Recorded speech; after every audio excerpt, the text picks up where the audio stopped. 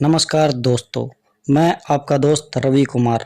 आज 5 जून 2020 विश्व पर्यावरण दिवस, वर्ल्ड इन्वायरमेंट डे।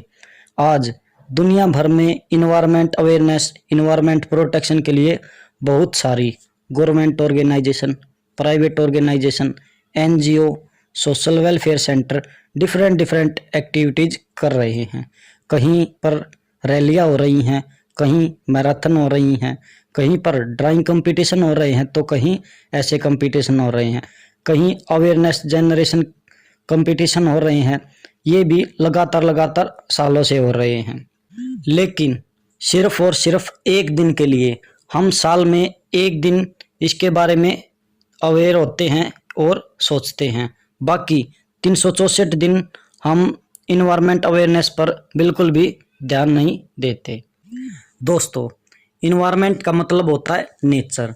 ये नेचर नहीं होगा तो हम नहीं होंगे। सालों से प्रकृति हमें लगातार दे रहा है, लेकिन बदले में हम उस प्रकृति को क्या दे रहे हैं? हम लगातार उस प्रकृति से लेने में लगे हुए हैं। आज और पिछले कुछ सालों में हमने पर्यावरण बहुत ज़्यादा खराब कर दिया है।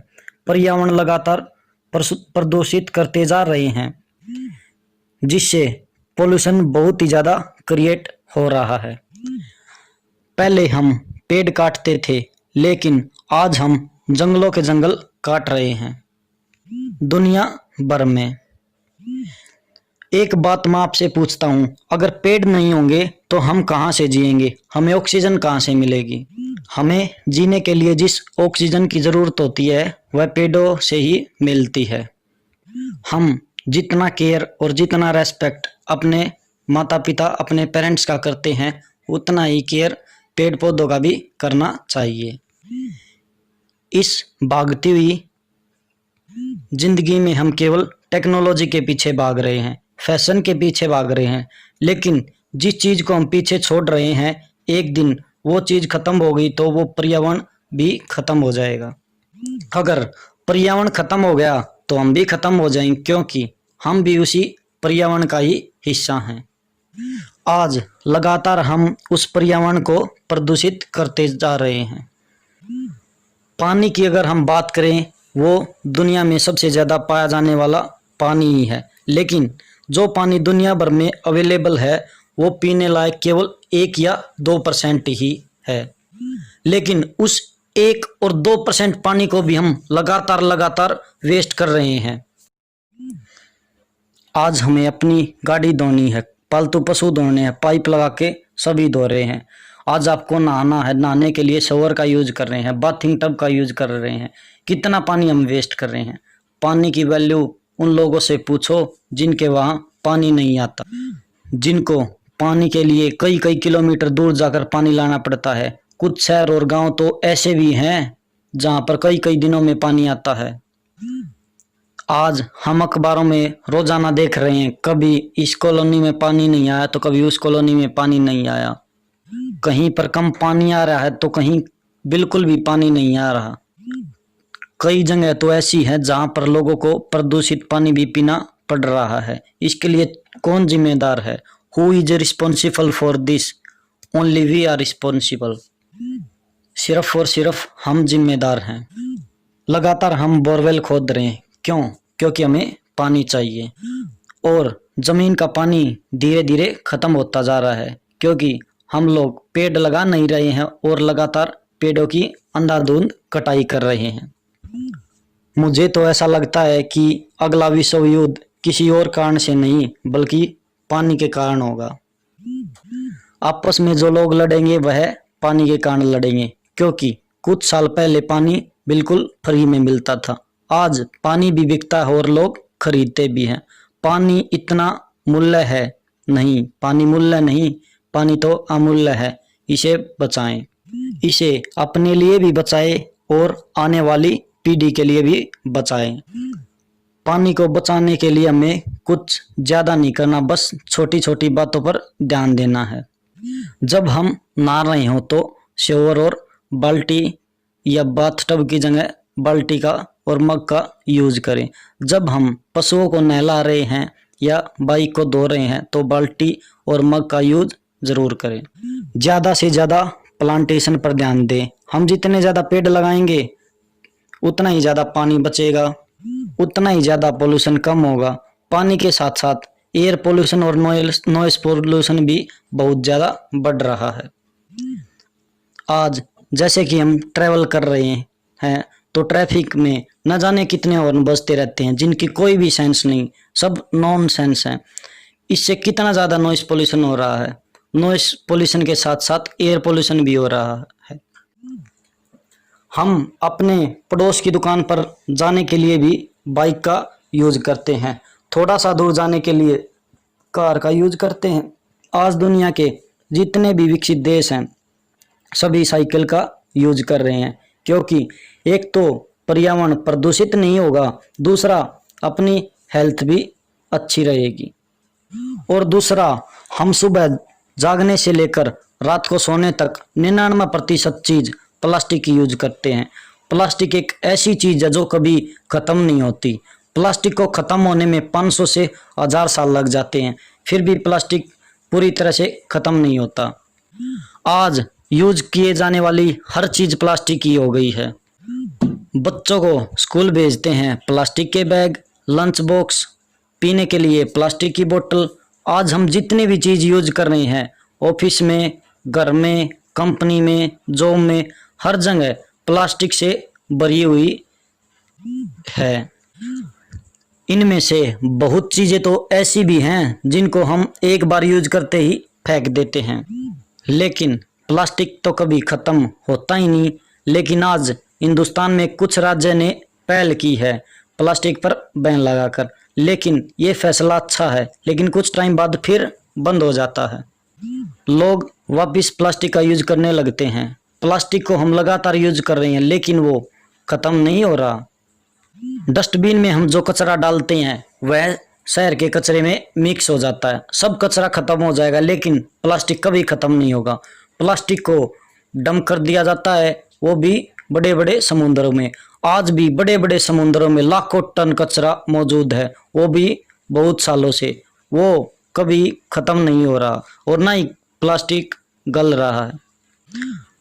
अगर प्लास्टिक मिट्टी में मिल गया तो वह मिट्टी में मिलकर दुनिया भर की बीमारी लेकर आता है उन जानवरों के लिए जो उस मिट्टी का यूज करते हैं और उस कचरे को खा लेते हैं। पशुओं के साथ साथ वह हमारे इंसानों के लिए भी बहुत ज़्यादा नुकसानदायक है। प्लास्टिक पर रोक लगाना बहुत ही ज़्यादा ज़रूरी है। इस बार का थीम भी यही है, बीट प्लास्टिक, प्लास्टिक को मारो। प्लास्टिक को नहीं मारोगे तो कल आप मर जाओगे, हम सब मर जाएंगे इस प्लास्टिक से। एक बात ही कहूँगा, प्लास्टिक को जितना हो सके अवॉइड करें, क्योंकि प्लास्टिक कभी ख़त्म नहीं होता।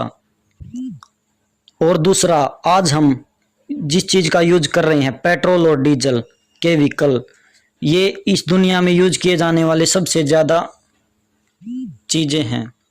दुनिया भर में पेट्रोल और डीजल खत्म हो रहा है। इसी कारण दिन पर दिन बार बार डीजल और पेट्रोल की कीमत बढ़ती जा रही है। कुछ कंपनियां और कई देशों ने तो यह पहल भी कर दी है और इलेक्ट्रॉनिक व्हीकल के लिए भी अपने देश में लागू कर दिए हैं, जिससे पेट्रोल और डीजल को आने वाली पीढ़ी तक बचाया जाए। हमें भी इलेक्ट्रॉनिक व्हीकल्स का यूज करना चाहिए जो कि इलेक्ट्रिसिटी से चार्ज होते हैं। आज मैं आपको एक ऐसी चीज के बारे में बताऊंगा जो हमारे पास सदियों से पहले से ही मौजूद है। एक ऐसी एनर्जी जो हमारे पास मौजूद है लेकिन हम उसको यूज नहीं कर रहे, जो कभी खत्म नहीं हो सकती। अगर हमने इस एनर्जी को ले लिया तो हमारी सारी प्रॉब्लम सोल्व हो जाएंगी। वो एनर्जी है सोलर एनर्जी। आज दुनिया भर में बहुत सी ऐसी कंपनियां जो सोलर बेस्ड प्रोडक्ट बना रही हैं।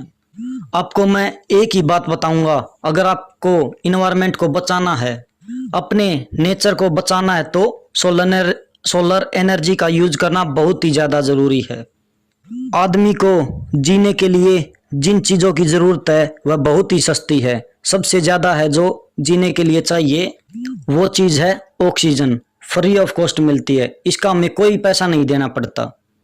दूसरी जो चीज़ हमारे जीने के लिए है वो है पानी। थोड़ा सा पैसा खर्च करना पड़ता है। और तीसरी जो सबसे ज़्यादा इम्पोर्टेंट चीज़ है वो है खाना। खाने में भी हमें थोड़ा सा पैसा खर्च करना पड़ता है।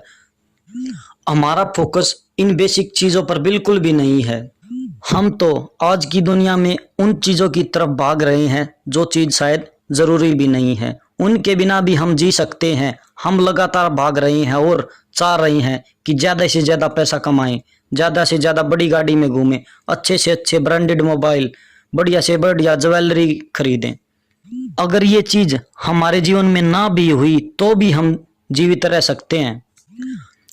अगर हमारे पास नेचुरल रिसोर्सेज ना हो तो हम भागना दौड़ना तो दूर, हमारा जीवन ही खत्म हो जाएगा, जीवन ही रुक जाएगा। अगर हमारे पास ऑक्सीजन नहीं होगी, खाना नहीं होगा, पानी नहीं होगा तो हम कैसे जिएंगे? अगर हम जिएंगे ही नहीं तो कुछ करेंगे कैसे? कहाँ से हमें सक्सेस मिलेगी? जीने पर हमारा ध्यान है लेकिन जिंदा रहने पर बिल्कुल भी नहीं।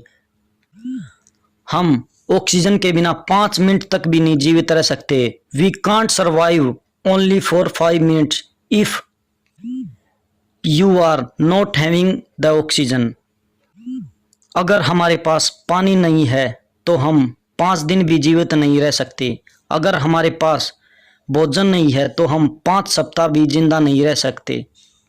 हमारे पास 3 ही बेसिक चीजें हैं, वो है हवा, पानी और खाना।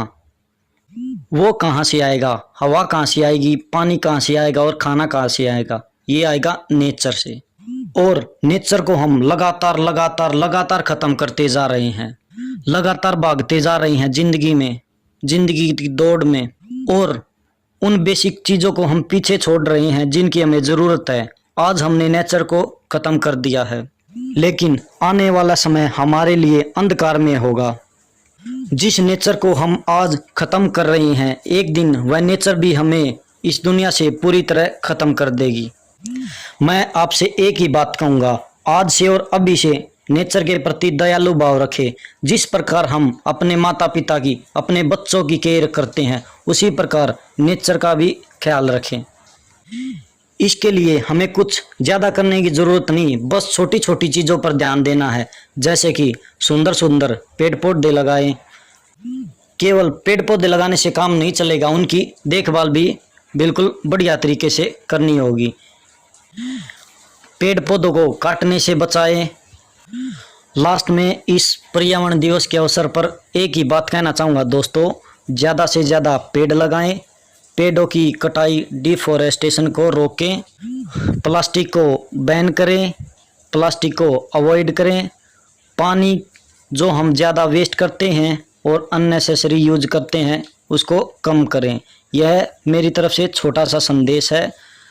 उम्मीद आपको पसंद आएगा।